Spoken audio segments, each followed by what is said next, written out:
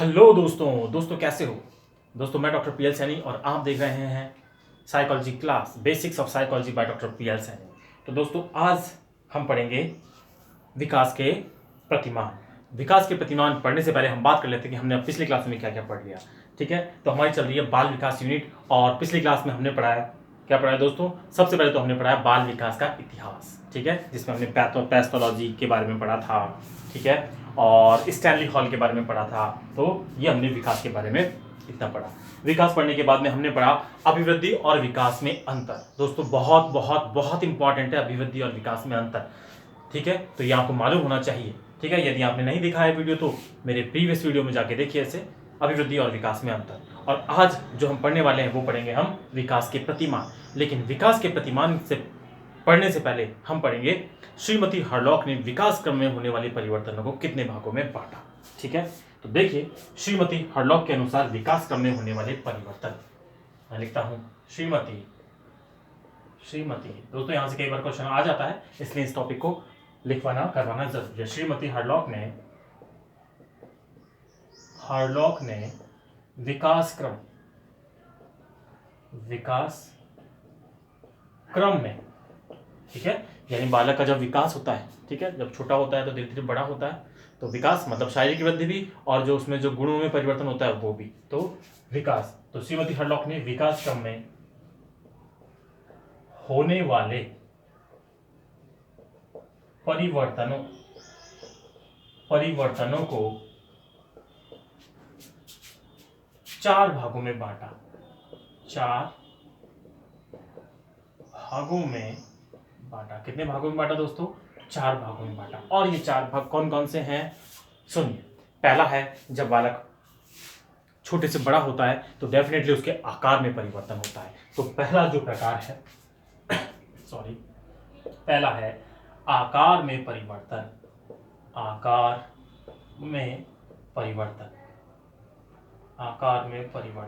जी हाँ, श्रीमती हरलॉक ने विकास क्रम में होने वाले परिवर्तनों को 4 भागों में बांटा है और पहला भाग कौन सा है? आकार में परिवर्तन। डेफिनेटली जब बच्चा छोटा होता है फिर उसके बाद बड़ा होता है तो उसके आकार में परिवर्तन होता है, और जब एक बार युवा हो जाता है, युवा से फिर उसको बुढ़ापा आता है तो फिर उसके आकार में परिवर्तन होता है, क्योंकि विकास जीवन पर्यंत चलता रहता है, यानी उसकी मृत्यु तक, है ना, जब तक उसकी मृत्यु नहीं हो जाती विकास तब तक चलता रहता है। तो विकास में पहली चीज है आकार में परिवर्तन होता ही होता है। ठीक है, तो याद रखने के लिए ऐसा कोई टफ नहीं है, आकार में परिवर्तन होता है, डेफिनेटली हम जानते हैं।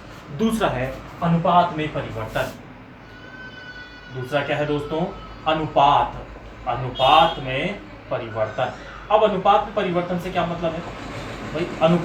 अनुपात में परिवर्तन से क्या मतलब है? अनुपात में परिवर्तन से मतलब है, देखो जब बच्चा छोटा होता है तो उसके पैर बहुत छोटे छोटे होते हैं, सीना थोड़ा बड़ा होता है, लेकिन जैसे ही वो बड़ा होता है, ठीक है, किशोर होता है, तो उसके पैरों की वृद्धि काफी हो जाती है, यानी लंबे लंबे पैर हो जाते हैं। ठीक है, तो ये क्या हुआ? ये उसके शरीर का जो अनुपात है, शरीर के अंगों का अनुपात है, उसमें परिवर्तन, और इसीलिए इसको कहा जाता है अनुपात में परिवर्तन। क्लियर? तो उसके शारीरिक अंगों का जो अनुपात होता है वो परिवर्तित होता है। ठीक है, तीसरा दोस्तों उन्होंने कहा है पुराने चिन्हों का लोप। ठीक है, तो तीसरा भाग उन्होंने कहा है पुराने चिन्हों का लोप। पुराने चिन्हों के लोप से क्या तात्पर्य है? पुराने चिन्हों के लोप से तात्पर्य है शरीर में जो पुराने चिन्ह होते हैं वो विलुप्त हो जाते हैं। जैसे बच्चा जब बड़ा होता है तो उसके जो दूध के दांत हैं वो दूध के दांत गिर जाते हैं। ठीक है, दूध से सॉलिड दांत आ जाते हैं, सॉलिड से भी दांत आ जाते हैं, जो मेन दांत होते हैं 32, वो भी बाद में जब बुढ़ापा आता है तो वो दांत भी कहीं ना कहीं टूटते हैं और वो दांत भी गिरने लगते हैं। इसी तरह से कुछ बच्चों के जैसे जन्म से के समय बाल आते हैं, ठीक है, बहुत भूरे से कहीं कहीं सिर पे होते हैं बाल, तो वो बाल हटते हैं, उसको हम क्या बोलते हैं? पुराने चिन्हों का लोप। ठीक है, तो ये सारे होते हैं पुराने चिन्हों का लोप। और फाइनली उन्होंने जो चौथा भाग बताया नवीन चिन्हों का उदय। नवीन चिन्हों के उदय से क्या मतलब है? नई नई विशेषताएं आती हैं। जैसे बच्चा जब बड़ा होता है तो उसके दाढ़ी मूंछों का आना नवीन चिन्ह ही तो है। जैसे उसके जो दूसरे दांत आते हैं उनका आना, तो ये क्या है, नवीन चिन्ह। तो ये सारे नवीन चिन्ह होते हैं, तो इसको बोलते हैं नवीन चिन्हों का होते हैं। तो ये हैं चार भाग। तो श्रीमती हरलॉक ने विकास क्रम में होने वाले परिवर्तनों को 4 भागों में बांटा। कितने भागों में? 4 भागों में। दोस्तों साथ के साथ याद करते जाइए, श्रीमती हरलॉक ने विकास क्रम में होने वाले परिवर्तन को 4 भागों में बांटा। पहला, आकार में परिवर्तन, अनुपात में परिवर्तन, पुराने चिन्हों का लोप और नवीन चिन्हों का उदय। ठीक है, आकार में परिवर्तन, अनुपात में परिवर्तन, पुराने चिन्हों का लोप और नवीन चिन्हों का उदय। तो ये थे श्रीमती हरलॉक के अनुसार विकास क्रम में होने वाले परिवर्तन। ठीक है, जो कि 4 भागों में बटे हुए थे। ले सकते हैं इसका स्क्रीनशॉट। ठीक है, इसको मैं इरेज करता हूं।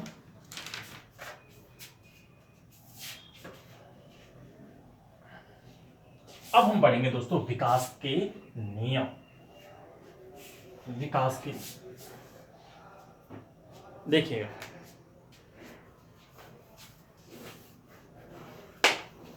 विकास के नियम।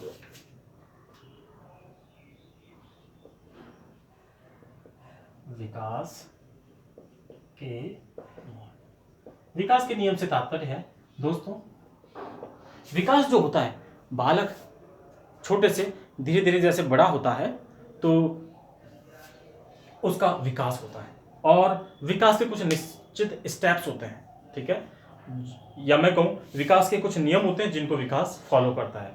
ठीक है, तो हम इन विकास के नियमों के बारे में पढ़ेंगे। ऐसा नहीं है कि कोई बालक अगर छोटा है, ठीक है, और सीधे उसके छोटे आगे के दांत ना आकर के उसकी दाढ़ें, जो पीछे की दाढ़ें होती हैं जिनको मक्कल दाढ़ बोलते हैं, वो आ जाएं, ऐसा होता है क्या? वो नहीं होता। या फिर हम कह सकते हैं कि ऐसा नहीं होता कि छोटा बालक है, उसके किशोर होने से पहले उसमें दाढ़ी मूछें आ जाएं, वो भी पॉसिबल नहीं है। तो विकास के कुछ निश्चित नियम होते हैं। ठीक है, और हम इन्हीं नियम की बात करने वाले हैं विकास के नियम के अंतर्गत। चलिए, तो बात करते हैं विकास के नियमों में। अगर पहले नियम की बात की जाए तो पहला नियम है समान प्रतिमान का नियम। ठीक है, लिखता हूं, समान प्रतिमान का नियम। नियम नंबर 1, समान प्रतिमान का। ठीक है दोस्तों, समान प्रतिमान का नियम क्या कहता है कि विकास निश्चित नियमों पर आधारित होता है। ऐसा नहीं होता कि कोई भी चीज पहले विकसित हो जाए, उसका विकास पहले हो जाए, दूसरी का बाद में। ठीक है, ऐसा नहीं होता। तो विकास निश्चित नियमों पर आधारित होता है, इसी को हम बोलते हैं विकास समान प्रतिमान का नियम। ठीक है, सभी के लिए, सभी जो कैंडिडेट हैं उन सभी के लिए जो विकास होता है उसके समान प्रतिमान होते हैं। ऐसा नहीं है कि जैसे मैं जब बड़ा हुआ तो मेरे शारीरिक शरीर में विकास हुआ, जबकि कोई और दूसरा बड़ा हुआ तो उसका दिमाग बहुत तेज हो गया। ठीक है, ऐसा नहीं होता कि बुढ़ापे में शरीर का विकास होता हो और बचपन में केवल मानसिक विकास होता हो। ठीक है, तो विकास एक निश्चित नियमों पर आधारित होता है, कब कब क्या होना है उन्हीं स्टेप्स में होता है। ठीक है, तो इसे हम कहते हैं समान प्रतिमान का नियम। यानी क्या कहेंगे हम, विकास समान नियमों पर आधारित होता है, इसमें किसी प्रकार का भेदभाव नहीं होता है। ठीक है, विकास ठीक है, लिखने की चल, विकास समान नियमों पर आधारित, समान नियमों पर आधारित होता है। सॉरी बच्चों, यहां से क्वेश्चन आते हैं। ठीक है, तो ये बहुत इजी है। ठीक है, पढ़ने में बहुत इजी लग रहा है, इजी हमारे समझ में आ रहा है, लेकिन हमें इसे और अच्छे से समझना जरूरी है। क्यों? क्योंकि यहां से क्वेश्चन पूछ लिया जाता है, निम्न में से विकास का कौन सा नियम नहीं है? समान प्रतिमान का नियम। तो हमारा पढ़ा हुआ होगा तो हम बता सकते हैं। तो समान प्रतिमान का नियम, ठीक है, तो पूछ लेगा समान प्रतिमान के नियम के अनुसार विकास होता है समान नियमों पर आधारित, या और 3 ऑप्शन देती है गणित वाली। तो इस तरह से बच्चों क्वेश्चन पूछ लेता है। तो समान प्रतिमान का नियम कहता है विकास समान नियमों पर आधारित होता है, इसमें किसी प्रकार का भेदभाव नहीं होता, इसमें किसी प्रकार का भेदभाव नहीं होता है। क्या मतलब है? ऐसा नहीं होता कि एक व्यक्ति जो रिच फैमिली से है और एक व्यक्ति जो पुअर फैमिली से है, उनके विकास में अंतर हो। ऐसा नहीं कि रिच फैमिली वाले का पहले मानसिक विकास हो जाए और उसके बाद शारीरिक विकास हो, और पुअर फैमिली वाले का शारीरिक विकास पहले हो और मानसिक विकास बाद में हो। ठीक है, ऐसा नहीं होता। विकास की गति भिन्न भिन्न हो सकती है, एक में थोड़ा तीव्रता से विकास हो, एक में स्लो विकास हो, ऐसा जरूर हो सकता है, लेकिन विकास जो होता है वो समान नियमों पर आधारित होता है। ठीक है, तो ये हमारा पहला विकास के नियम है। पहला है समान प्रतिमान का नियम। चलिए दूसरे नियम की बात करें तो दूसरा नियम है क्रमबद्धता का नियम। ये नियम क्या कहता है कि विकास क्रमबद्ध होता है। फिर से वही बात आती है, तो विकास जो है वो क्रमबद्ध तरीके से होता है। कहने का मतलब जब बच्चा छोटा होता है तो पहले उसके आगे के दांत आते हैं, फिर साइड के दांत आते हैं और लास्ट में अक्कल दाढ़ आती है। ठीक है, बच्चा जब बड़ा होता है तो पहले उसके शारीरिक अंगों का विकास होता है। ठीक है, शरीर बड़ा होगा, फिर उसके बाद उसमें दाढ़ी मूंछ आएंगी। ठीक है, तो इसे बोलते हैं क्रमबद्धता का नियम। तो विकास समान नियमों पर आधारित, समान नियम नहीं, क्या बोलेंगे, विकास में क्रमबद्धता का पालन होता है। ठीक है, सभी का जो भी विकास है वो क्रमबद्ध तरीके से होता है और इसी को बोल देते हैं हम क्रमबद्धता का नियम। तो क्या लिखेंगे, क्रमबद्धता का नियम। दूसरा नियम है हमारा क्रमबद्धता का नियम। क्या कहता है, विकास क्रमानुसार होता है, एक निश्चित क्रम होता है विकास का। विकास जो है, विकास क्रमानुसार होता है। क्रमानुसार होता है का क्या मतलब है, समझ गए होंगे। पहले दाढ़ी मूछ नहीं आती है, पहले शारीरिक विकास होता है। ठीक है, उसके बाद दाढ़ी मूछ आती है। ठीक है, तो ऐसे इसी को बोलते हैं हम क्रमबद्ध। तो ये हमारा हो गया विकास क्रमबद्धता का नियम। तीसरे नियम की बात करें तो तीसरा नियम हमारा कहता है कि सतत विकास का नियम। ठीक है, सतत विकास का नियम बोल दो या निरंतरता का नियम बोल दो। इसका मतलब ये है कि विकास निरंतर होता रहता है, यानी जीवन पर्यंत चलता रहता है। तो इसको हम क्या बोलेंगे, इसको बोलते हैं सतत विकास का नियम। थर्ड, सतत विकास का नियम। सतत विकास का नियम बोल दो या बोल दो निरंतरता का नियम।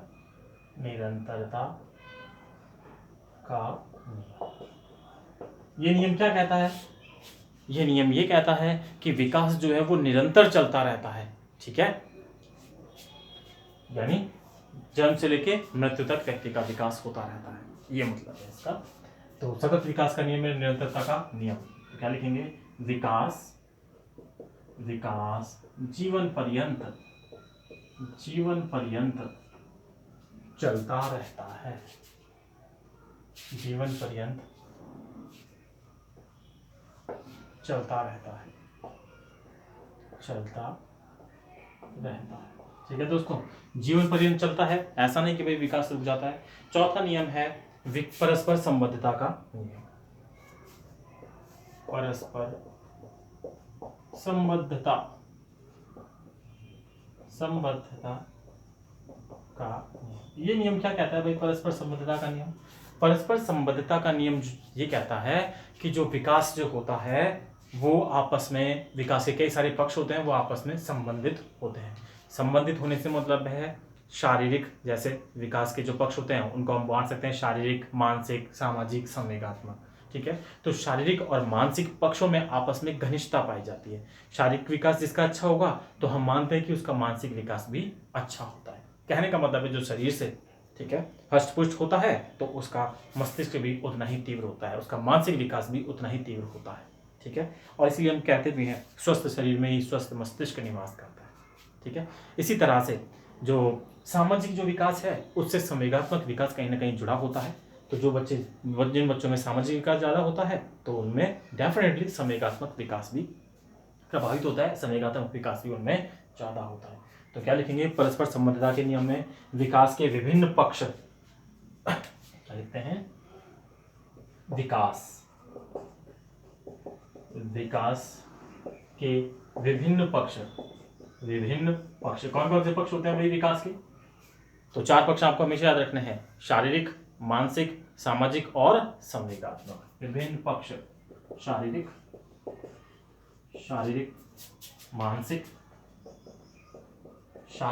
मानसिक, सामाजिक व संवेगात्मक विभिन्न पक्ष आपस में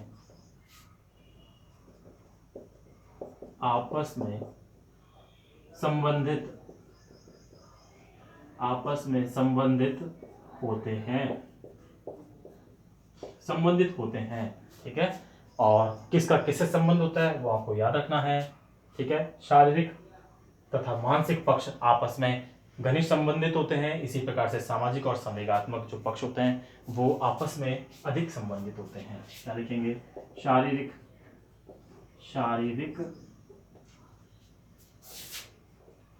एवं मानसिक पक्षों में, ठीक है, घनिष्ठ संबद्धता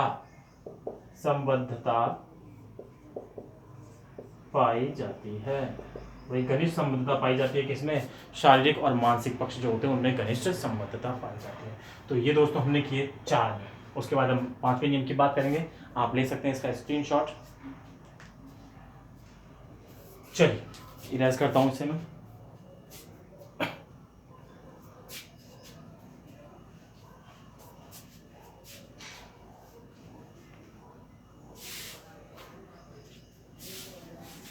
चलिए 5वें नियम की बात करें तो 5वां नियम कहता है विशिष्ट क्रियाओं का नियम। यानी कि बच्चा जब छोटा होता है तो सामान्य क्रिया करता है और उसके बाद विशिष्ट क्रियाएं करता है। ठीक है, तो हम इसको बोल देंगे सामान्य से विशिष्ट क्रियाओं का नियम। 5वां नियम, इसको रेड से ही लिख लेते हैं।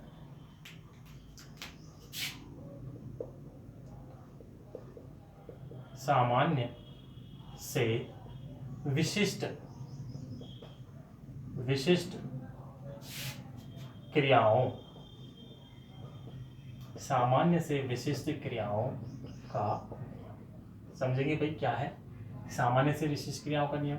यानी बालक जब छोटा होता है तो सामान्य क्रियाएं करता है और जैसे जैसे उसका विकास होता है वो बड़ा होता है विशिष्ट क्रियाएं करने लगता है। ठीक है, जैसे हम इस चीज़ को समझते हैं।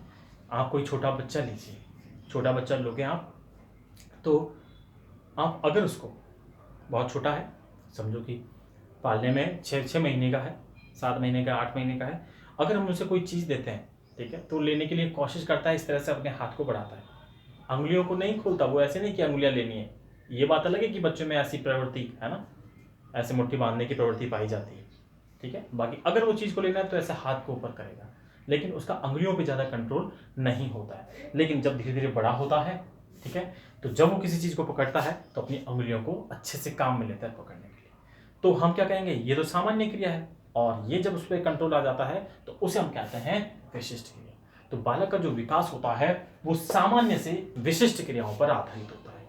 यानी बच्चा पहले सामान्य क्रियाएं करता है और उसके बाद विशिष्ट क्रियाएं करता है। इसी प्रकार से अगर हम बच्चे के चलने की बात करें तो जब बच्चा छोटा होता है तो सिर्फ चलता है, सिर्फ चलना होता है और वो कुछ कर नहीं पाता। लेकिन जैसे ही बड़ा होता है वो आराम से चल पाता है और विशिष्ट क्रियाओं से मतलब अगर पंजों पे खड़ा होना है तो पंजों पे खड़े हो जाएगा।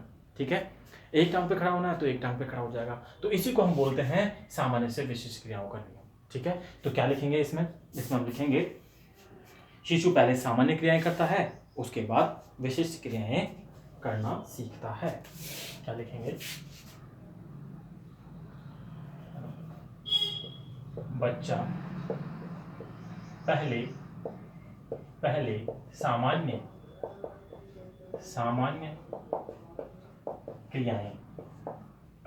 सामान्य क्रियाएं करता है, उसके बाद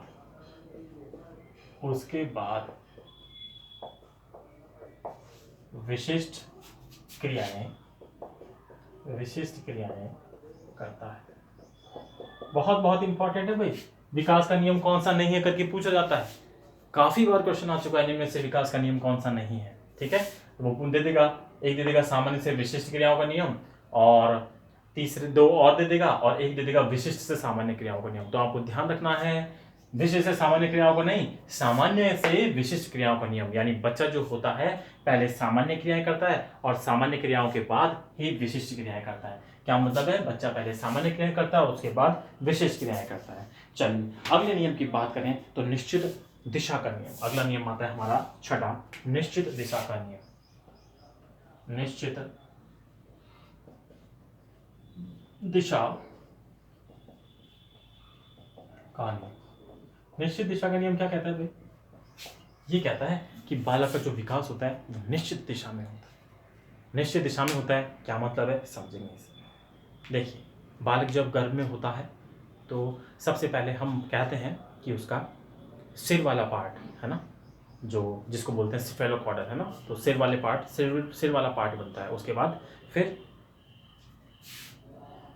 उसके बाद में उसके शरीर के नीचे के अंग बनते हैं। तो निश्चित दिशा का नियम, ये नियम कहलाता है। तो निश्चित दिशा के नियम में पहला सिफेलोकॉर्डल या मस्तबोधमुखी नियम है ना,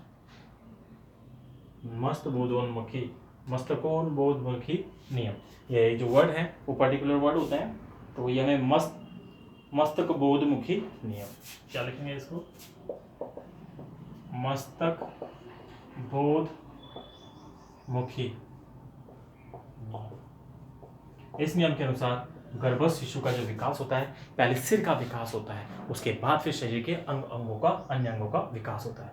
यानी सिर से नीचे की तरफ विकास होता है। बालक का विकास पहले सिर का विकास होगा, फिर शरीर के अन्य अंगों का है ना नीचे तक विकास जाएगा। इसको बोल देते हैं मस्तक बोधमुखी नियम। तो इस नियम के अनुसार विकास सिर से पैर की ओर होता है।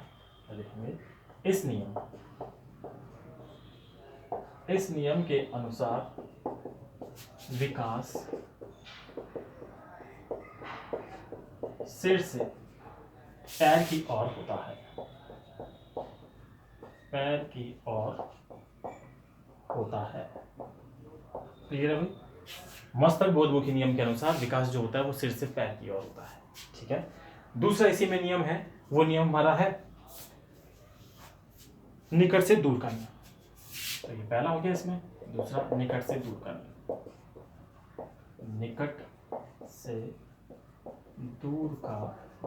निकट से दूर का नियम भाई क्या कहता है? निकट से दूर का नियम कहता है कि पहले विकास होता है हमारे धड़ का, ठीक है, और उसके बाद में विकास होता है हमारे शरीर के अन्य अंगों का। ठीक है, यानी धड़ का विकास। सेफेलोकॉर्डल विकास ऊपर से नीचे होता है। ठीक है, सेफेलोकॉर्डल क्या कहता है? मस्तक बोधमुखी नियम क्या कहता है? इस नियम के अनुसार विकास सिर से पैर की ओर होता है। और निकट से दूर का नियम यानी हमारे पहले सेंट्रल पार्ट का विकास होता है, फिर अन्य चीजों का विकास होता है। ये कहता है कौन सा नियम? निकट से दूर का नियम। तो इसमें लिखेंगे विकास केंद्र से सिरों की ओर होता है। विकास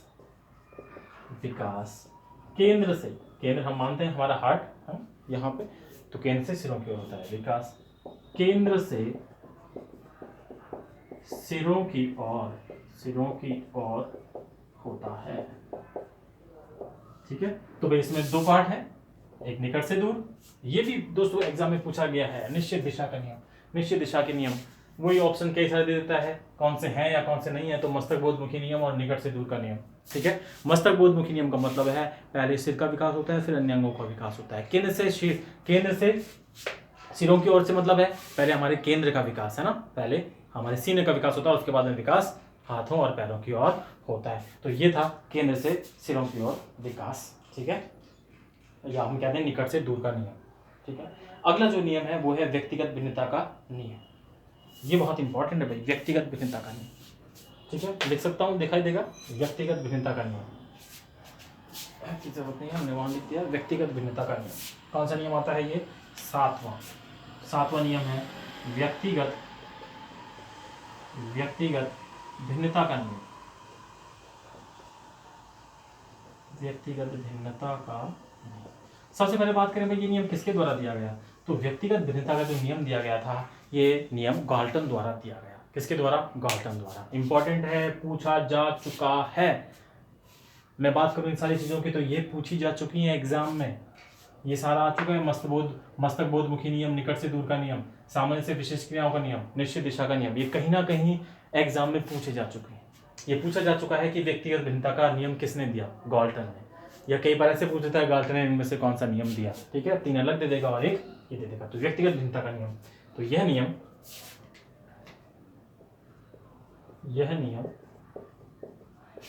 गाल्टन द्वारा दिया गया। गाल्टन द्वारा दिया गया। अब ये नियम क्या कहता है भाई? ये नियम कहता है कि जन्म से ही कोई व्यक्ति प्रखर बुद्धि होता है, कोई सामान्य बुद्धि होता है, तो कोई मंद बुद्धि होता है। ठीक है, तो ये गुण जो होते हैं ये उसको जन्मजात मिलते हैं। क्या लिखेंगे? व्यक्तिगत भिन्नता के नियम में सबसे पहली बात, ये नियम गाल्टन द्वारा दिया गया और इस नियम के अनुसार कोई प्रखर बुद्धि होता है, ठीक है, कोई सामान्य बुद्धि होता है, तो कोई मंद बुद्धि होता है। इस नियम के अनुसार, इस नियम के अनुसार, नियम के अनुसार कोई बालक जन्म से ही, ठीक है, जन्म से ही होता है भाई, जन्म से ही प्रखर बुद्धि ऑब्लिक सामान्य बुद्धि ऑब्लिक मंद बुद्धि होता है। दिखाई दे रहा है? मंद बुद्धि होता है। तो ये है भाई व्यक्तिगत भिन्नता का नियम जो कि गाल्टन ने दिया था। ठीक है, वेरी इंपॉर्टेंट है। तो व्यक्तिगत भिन्नता का नियम कहता है, क्या कहता है ये, कि जो बालक होता है वो जन्म से या तो प्रखर बुद्धि होता है, या सामान्य बुद्धि होता है, या मंद बुद्धि होता है। उसकी बुद्धि में जो हम परिवर्तन कर सकते हैं, वातावरण के बेसिस पे परिवर्तन कर सकते हैं, वो हम सिर्फ उसमें 5% परिवर्तन कर सकते हैं। 5 से 10% उसमें परिवर्तन किया जा सकता है, अदरवाइज ये बुद्धि उसको जन्मजात मिलती है। तो ये विकास के नियम हुए 7 तक। आप ले सकते हैं इसका स्क्रीनशॉट, उसके बाद अपन आगे चलते हैं। चलिए इरेज करता हूं।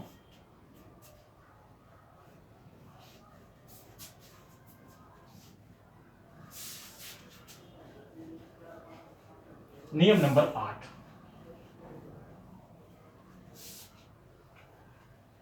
नियम नंबर 8 की बात करेंगे, और नियम 8 कहता है विकासी गति में भिन्नता का नियम। तो चलिए हम बात करते हैं विकासी गति में भिन्नता का नियम। 8 विकास की गति में भिन्नता का नियम। क्या कहता है भाई ये नियम? सिंपल, जो विकासी गति होती है वो अलग अलग होती है। हमें मालूम है, हमारे चारों तरफ समाज में कई सारे लोग हैं, है ना। कुछ लोगों का विकास बहुत तीव्र गति से हो जाता है, ठीक है, जल्दी काफ़ी ग्रोथ अचीव कर लेते हैं, और कुछ कम कर पाते हैं, कुछ ऐसे तो नहीं कर पाते, ठीक है। तो इस नियम के अनुसार जो विकासी गति होती है वो सही में अलग अलग होती है। सामान्यतया प्रतिभाशाली बालक का विकास तीव्र गति से, सामान्य बुद्धि बालक का विकास सामान्य गति से, तो मंद बुद्धि बालक का विकास मंद गति से होता है। ठीक है, क्या लिख देंगे? प्रतिभाशाली, शॉर्ट में लिख देते हैं भाई, प्रतिभाशाली विकास, प्रतिभाशाली बालक का विकास, बालक का विकास तीव्र गति से, विकास तीव्र गति से, ठीक है। प्रतिभाशाली होगा तो विकास तीव्र गति से। सामान्य बुद्धि, कई बार कंडीशंस ऐसी होती हैं कि प्रतिभाशाली बालक का विकास हो नहीं पाए, तो वो एक अलग बात है, ठीक है, अदरवाइज ऐसा ही होता है, ठीक है। क्या लिखेंगे? सामान्य बुद्धि बालक का विकास सामान्य गति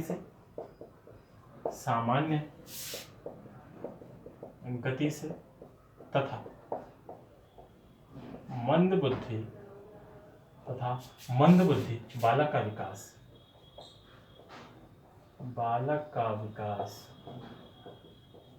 मंद गति से होता है, करेक्ट, बोलना नहीं है भाई इस चीज को।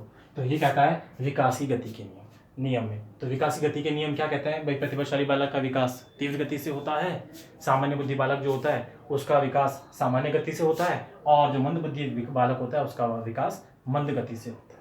चलिए अगला नियम हम इसमें करते हैं 9th नियम, और 9th नियम है वर्तुलाकार गति का नियम। 9th नियम क्या है? वर्तुलाकार